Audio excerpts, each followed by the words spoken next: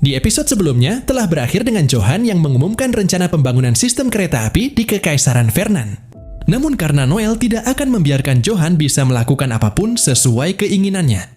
Tanpa diduga oleh Johan, ternyata acara konferensi pers yang telah diadakannya malah menjadi awal kehancuran klan Lorelai. Karena acara tersebut jadi berakhir dengan aksi unjuk rasa masyarakat yang menolak rencana Johan. Sementara bersamaan dengan tercorengnya reputasi Johan dan pembangunan sistem kereta apinya telah terhenti sampai rencana itu selesai direvisi. Di sisi Noel yang bertindak di balik layar, ia justru berhasil meraup keuntungan besar berkat dirinya yang menggunakan taktik short selling. Lebih tepatnya, sebelum Johan mengadakan acara konferensi pers, Noel telah menggunakan properti dan kekayaan klan Wild Tempest sebagai jaminan untuk membeli saham di berbagai bisnis yang terkait dengan Vulcan Industries yang menjadi pilar utama rencana Johan. Harga saham itu jadi melonjak nilainya karena telah dibeli oleh orang-orang kaya dan berpengaruh yang mengetahui rencana tersebut sebelum diumumkan. Tapi karena pada hari pengumuman, harga saham itu malah anjlok dan jatuh lebih jauh lagi akibat penundaan berikutnya.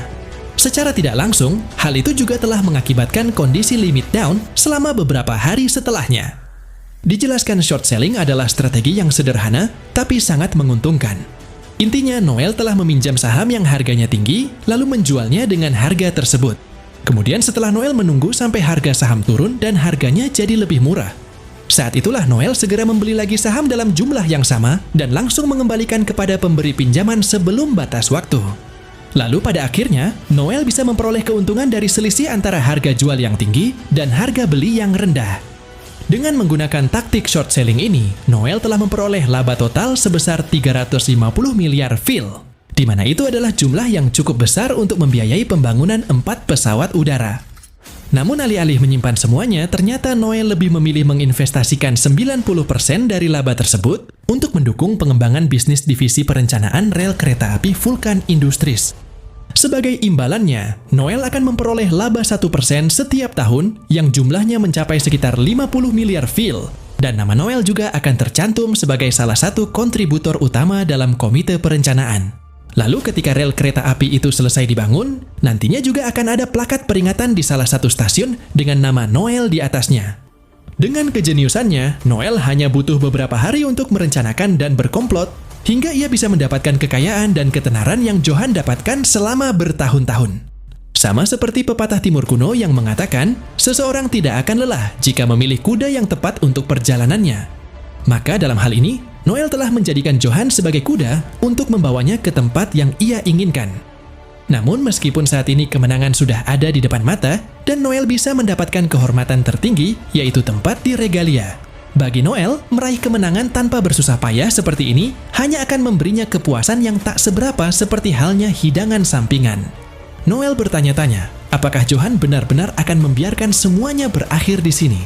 Sebagai orang yang tidak tertarik pada kemenangan yang mudah, tentunya Noel berharap agar ia bisa mengerahkan segala yang dimilikinya untuk melawan Johan. Hingga ia bisa mendapatkan sesuatu dari Johan untuk dinikmati, yaitu sesuatu yang pantas dengan statusnya sebagai bangsawan. Saat malam hari telah tiba, Noel terlihat sedang minum sendirian di sebuah bar Berry Planet yang dikhususkan hanya untuk anggota terdaftar saja. Lebih tepatnya di dalam ruangan pribadi yang luas, di mana para anggota yang diizinkan masuk tidak pernah bertemu satu sama lain. Noel sudah berada di sana selama 1 jam sendirian untuk mencari ketenangan. Namun tepat ketika Noel baru saja ingin meminum whisky dari gelas kelimanya, tiba-tiba hidung Noel kembali mengalami mimisan akibat dirinya yang masih belum pulih sepenuhnya sejak pertempuran melawan Lord. Dan ternyata, itulah salah satu alasan kenapa Noel minum sendirian di Berry Planet, yaitu karena ia tidak ingin ada yang melihatnya dalam kondisi terlemahnya, terutama semua anggota Wild Tempest. Sesaat kemudian Noel dihampiri oleh salah satu staf Berry Planet yang menyampaikan bahwa ada anggota lain di bar ini yang ingin bertemu dengan Noel. Pada awalnya Noel tidak terlalu menanggapi keinginan anggota tersebut. Tapi setelah si staf memberitahu Noel bahwa orang itu adalah pemimpin klan Goat Dinner yang bernama Dolly Gardner. Seketika senyum Noel langsung mengembang di bibirnya, karena ia tahu Goat Dinner adalah klan bangsawan Regalia, dan ada rumor yang mengatakan kalau Dolly ini adalah seorang wanita penggoda yang mematikan. Diceritakan para seeker wanita merupakan sesuatu yang langka di dunia seeker. Bukan karena mereka tidak mumpuni, tapi karena profesi itu tampak lebih cocok untuk pria. Wanita dengan hasrat yang kuat untuk bertempur dan keteguhan mental yang melampaui rasa takut akan kematian merupakan sesuatu yang langka. Ditambah lagi, karena Dolly bukan hanya sekedar pemimpin klan saja, tapi dia juga masih muda dan telah mendapatkan tempat di antara para bangsawan. Jadi wajar saja jika ada rumor yang beredar di sekitarnya. Tak lama setelah Noel mengatakan kepada staf tadi untuk membiarkan Dolly menemuinya. Di sini terlihat pintu ruang pribadi Noel yang mulai terbuka dan ada seorang wanita muda yang masuk. Dia adalah Dolly Gardner yang berwajah sangat cantik dengan rambut yang berwarna merah darah.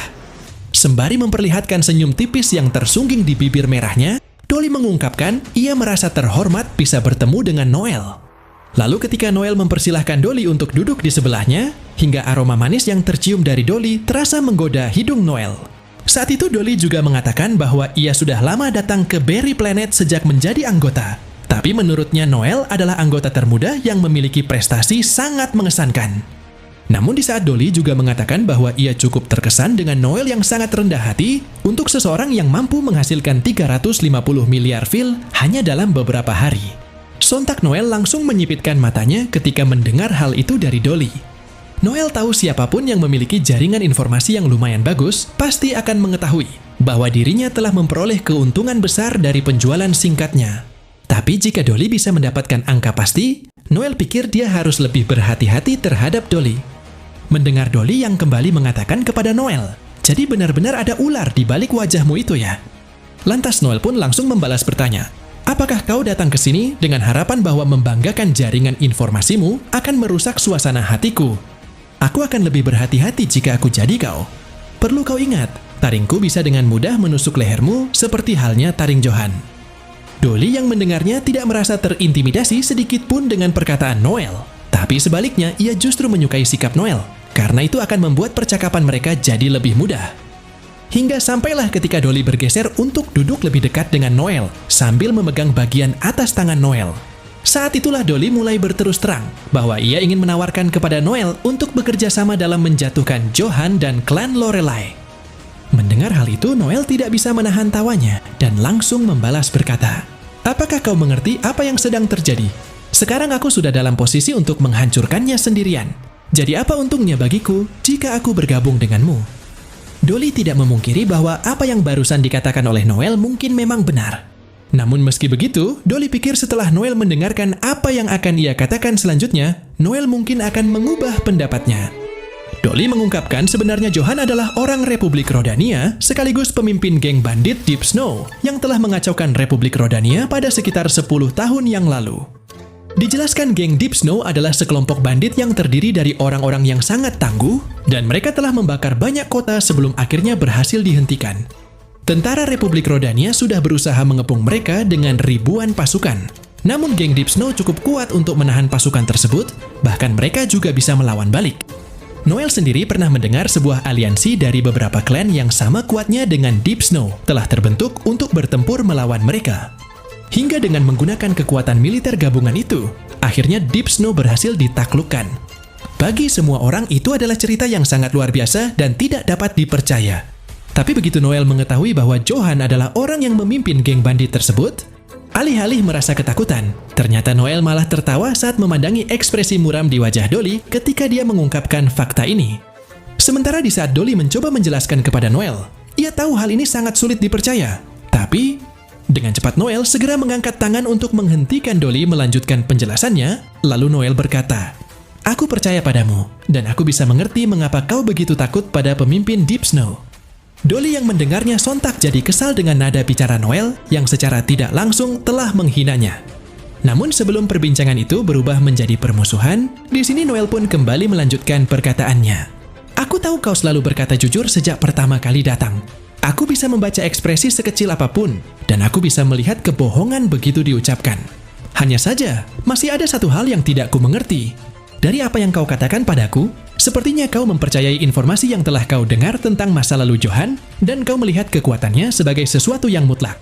Tapi bukankah kau lebih kuat darinya? Setidaknya begitulah yang terlihat olehku. Jadi katakan padaku, apalagi yang disembunyikan Johan? Dia punya rahasia lain bukan?" Setelah mendengar semua itu, Dolly kembali memperlihatkan senyum tipis di wajahnya sembari berkata, "Aku memang bermaksud menceritakan semuanya padamu jika kau mau bergabung denganku." Namun berhubung sampai sejauh ini, Noel tetap pada pendiriannya yang tidak ingin bekerja sama dengan Dolly. Saat itu Noel langsung berdiri dari tempatnya karena tidak ada lagi yang perlu ia bicarakan dengan Dolly. Bahkan meski Dolly sudah memperingatkan bahwa Noel tidak mungkin bisa menang jika tetap memilih melawan Johan. Dengan tatapan yang penuh percaya diri, Noel sekali lagi berkata kepada Dolly, "Aku pasti akan menang, tidak peduli siapapun lawanku. Jadi kau cukup diam dan lihat saja aku, Johan Isfeld adalah mangsaku." Dolly yang mendengarnya sontak tidak bisa berkata apa-apa lagi. Namun Noel bisa merasakan keterkejutan yang terpancar darinya ketika dia menatap Noel yang sudah melangkah keluar meninggalkan ruangan itu. Menurut Noel, jika melihat dari segi efisiensi, bekerja sama dengan Dolly adalah langkah yang tepat. Namun berhubung tidak ada yang Noel dapatkan dan tidak ada yang bisa ia buktikan jika menang dengan cara tersebut. Lantas Noel lebih memilih untuk bertarung dengan kekuatannya sendiri agar ia bisa menikmati hasilnya dengan penuh kepuasan. Noel tidak memungkiri bahwa dirinya suka menang. Mau itu berkomplot, menipu orang, memasang jebakan demi kemenangan, Noel akan melakukan semuanya. Tapi karena Noel tidak bertarung hanya untuk menang, melainkan ia bertarung untuk membuktikan kemampuannya. Maka tidak peduli siapa Johan sebenarnya. Bagi Noel hanya ada satu kebenaran yang ingin ia kejar. Jadi lebih baik kau tunjukkan padaku saat yang menyenangkan. Begitulah yang Noel ucapkan bersamaan dengan api semangat di dalam hatinya yang semakin menyala. Beberapa saat kemudian setelah Noel pergi meninggalkan Dolly di private room. Saat itu staf Berry Planet telah memberitahukan kepada Dolly bahwa semua tagihannya sudah dibayar sepenuhnya oleh Noel. Berdasarkan penilaian Dolly, Noel adalah seorang anak laki-laki yang berani dari awal sampai akhir. Hingga setelah Dolly melihat bagaimana semangat juang yang dimiliki oleh Noel membara, rasanya Dolly seperti melihat versi dirinya yang lebih muda. Tepat ketika Dolly baru saja menyesap koktail manis sendirian di ruangan itu, tiba-tiba Dolly mendengar sebuah suara yang mengatakan padanya, sepertinya seseorang telah dicampakkan. Suara itu jelas terdengar sedang mengejek Dolly yang membuatnya langsung menghela nafas dalam-dalam. Namun tanpa disadari oleh Noel sebelumnya, ternyata orang yang memiliki suara itu telah mendengarkan seluruh percakapan Noel dan Dolly dari awal. Orang misterius itu kemudian mengungkapkan penyesalannya karena Dolly tidak bisa merekrut Noel. Namun ia tetap menginginkan bantuan Dolly untuk membunuh Johan. Tapi tidak peduli, meski dia sudah menjanjikan pasti akan memberikan imbalan yang cukup besar pada Dolly. Bahkan dia juga bisa memberikan posisi penting di Rodania jika Dolly menginginkannya. Ternyata Dolly langsung menolak tawaran tersebut karena dia tidak tertarik pada negara yang dijalankan oleh sistem politik bodoh seperti demokrasi di Republik Rodania. Dolly mengungkapkan ia merasa jijik melihat masyarakat yang berputar di sekitar politisi yang mencetuskan naskah untuk memenangkan suara rakyat. Padahal mereka bertindak sombong sambil mengais keuntungan mereka sendiri. Jadi daripada harus menjalani hidup di sekitar orang-orang seperti itu, Dolly lebih suka bangsawan. Sebab meskipun mereka bodoh, tapi setidaknya mereka menggemaskan. Dolly berani mengatakan hal seperti itu bukan tanpa alasan. Ia dapat melihat potensi dalam demokrasi. Demokrasi adalah satu-satunya sistem yang benar-benar dapat mendukung keberagaman, mengembangkan budaya dan peradaban, serta populasi yang terus bertambah. Akan tetapi, penting untuk menanamkan sejumlah akal sehat dan penilaian yang baik dalam diri masyarakat, yang pada dasarnya merupakan inti dari demokrasi. Terbawa oleh kebodohan masyarakat umum hanya akan menghasilkan mobokrasi. Namun sayangnya, politisi justru merasa lebih nyaman bagi masyarakat umum untuk tetap bodoh saja. Sehingga mau tidak mau, akhirnya kandidat yang benar-benar luar biasa tak akan pernah bisa naik ke puncak. Lalu berhubung saat ini Dolly telah gagal mendapatkan kerjasama dari Noel. Sesuai kesepakatan yang telah ia buat dengan orang misterius itu, maka hubungan mereka akan berakhir sampai di sini saja. Namun ketika Dolly mengatakan aku minta maaf kepadamu, agen rahasia Rodania, suara itu tidak menjawab perkataan Dolly sama sekali. Dijelaskan suara dari sosok misterius itu ternyata adalah milik seorang agen rahasia yang dikirim oleh Republik Rodania untuk membunuh Johan. Dan ketika agen itu meminta bantuan Dolly dalam masalah ini, Dolly hanya punya satu syarat, yaitu mereka harus merekrut Noel si ular untuk membantu mereka. Dolly sudah tahu kebenaran tentang Johan dan ancaman yang akan ditimbulkannya. Namun Dolly tidak berpikir akan kalah jika dia melawan dengan sekuat tenaga. Selain itu, karena Dolly juga tahu bahkan meski mereka menang, mereka tetap akan mengalami kerugian besar. Menurut Dolly, kemenangan seperti itu sangat jauh dari penaklukan yang sempurna. Dan itulah sebabnya dia menginginkan dukungan dari Noel. Lagi pula karena mereka tidak hanya harus memiliki kekuatan, tapi mereka juga harus cerdas jika ingin mengalahkan Johan. Sejauh yang Dolly tahu, Noel adalah satu-satunya pilihan yang mereka punya untuk memenangkan pertempuran tersebut. Pada awalnya penolakan Noel memang telah mengejutkan Dolly. Tapi beberapa saat setelah Noel menolaknya, sekarang Dolly jadi sadar bahwa yang terbaik untuknya adalah tidak terjebak dengan Johan. Dolly kemudian kembali berkata kepada agen rahasia itu, "Harus kukatakan padamu, informasi yang kau berikan sangat membantu. Aku tidak dapat membantumu dalam pembunuhan itu. Tapi selagi kau masih berada di Kekaisaran, maka dengan senang hati aku akan bertindak sebagai penjaminmu. Lagi pula, bukankah akan jadi lebih mudah bagimu untuk bergerak jika aku melakukannya?" Lalu ketika agen rahasia itu membalas dengan mengucapkan terima kasih singkat tanpa ada keluhan. Di sini Dolly mencoba bertanya kepada agen rahasia itu, kenapa mereka tidak terus menonton dari balik bayang-bayang saja dan biarkan si ular melakukan sisanya. Bahkan meskipun peluang si ular untuk menang memang sangat kecil, menurut Dolly mungkin Noel bisa melakukan keajaiban. Agen rahasia itu kemudian menjawab ada banyak sekali keajaiban yang ingin ia percayai, namun organisasi tidak mengizinkannya. Lagi pula, jika ia tidak bisa mendapatkan kerjasama Dolly, ia sendiri telah diperintahkan agar mencari cara lain untuk menyelesaikan tugasnya. Mendengar hal itu, Dolly tidak bisa menahan rasa ingin tahunya tentang cara lain apa yang dimaksud oleh agen rahasia tersebut. Namun bertepatan ketika Dolly bertanya, ternyata agen rahasia itu telah memutuskan komunikasi mereka, hingga Dolly tidak dapat merasakan keberadaannya lagi. Sangat tidak sabaran, sungguh cara hidup yang buruk karena terkekang oleh keinginan orang lain. Begitulah yang Dolly ucapkan untuk mengungkapkan kekesalannya kepada agen rahasia itu. Diceritakan Dolly adalah orang yang memiliki prinsip hidup bebas tanpa batasan dan tidak terikat pada siapapun. Kekuasaan dan ketenaran yang diterimanya sebagai seorang seeker hanyalah sarana baginya untuk hidup dengan prinsip ini. Untuk alasan yang tepat, Dolly tidak keberatan akan bergabung dengan siapapun, dan dengan mudah dia akan melawan mereka. Awalnya Dolly hanya menuruti agen rahasia Rodania, karena dia pikir mungkin dia bisa memanfaatkan mereka. Namun meskipun pada akhirnya Dolly harus mundur dari kerjasama tersebut, nyatanya ia tidak kehilangan apapun. Bagi Dolly, selama dia menilai bahwa itu demi kepentingan terbaiknya, dia masih siap untuk bermitra dengan siapapun kecuali satu orang. Apa yang terlintas di dalam pikiran Dolly saat itu bukanlah Noel dan bukan pula agen rahasia Rodania, melainkan orang itu adalah sang mediator yang telah memperkenalkan agen rahasia Rodania kepadanya. Pada beberapa waktu yang lalu sebelum kejadian hari ini, Dolly telah mengundang sang mediator tersebut ke markas klan Goat Dinner atas permintaan sponsor yang tidak bisa Dolly tolak. Mediator itu menyebut dirinya sebagai Ryzen, namun Dolly tidak tahu kalau dia sebenarnya adalah makhluk hybrid bernama Melbolz yang sedang menyamar jadi Ryzen. Dan untuk sementara ini, kita akan memanggil Melbolz dengan nama Ryzen saja agar ceritanya tetap berjalan sesuai alurnya. Mendengar Dolly yang bertanya apa yang bisa ia bantu, saat itu Ryzen langsung saja mengatakan ke intinya bahwa dia ingin Dolly membantu agen Rodania untuk membunuh Johan pemimpin Lorelei. Dia berbicara tentang rencana Johan dan juga mengungkapkan kebenaran tentangnya. Namun Dolly malah menanggapi hal itu dengan tertawa, karena lucu baginya ada seseorang yang memintanya untuk merencanakan pembunuhan. Hingga sampailah ketika Ryzen kembali meyakinkan Dolly bahwa ia sangat serius mengajukan permintaan itu, dan ia pikir Dolly adalah orang yang sangat cocok untuk melakukannya. Disinilah Dolly jadi mulai merasa kesal dengan Ryzen. Karena meskipun kata-katanya tadi terdengar seperti sanjungan, nyatanya itu adalah sebuah penghinaan bagi Dolly. Mengingat Dolly adalah seorang master clan dan dia telah menerima tempat di regalia dari kaisar. Tentunya permintaan bekerja sama dengan agen dari negara asing seperti itu adalah penghinaan terbesar yang pernah Dolly dengar. Namun ketika Dolly benar-benar telah bersiap untuk membunuh Ryzen di tempatnya berdiri, saat itu Ryzen tidak menunjukkan sedikit pun rasa takut. Sebaliknya, ia justru tersenyum sembari berkata, "Apakah menurutmu permintaanku menghina? Kalau begitu aku harus minta maaf." Tentunya kau mengerti jika membiarkan Johan bertindak bebas, itu akan mengakibatkan kerugian besar bagimu dan klanmu. Pada simposium baru-baru ini, dia bahkan tidak berusaha menyembunyikan ambisinya. Dia ingin membawa semua klan di bawah kendalinya, dan itu pasti jauh dari hasil yang ideal untukmu. Dolly yang mendengarnya kemudian menjawab ia sendiri tidak akan menyangkal hal itu.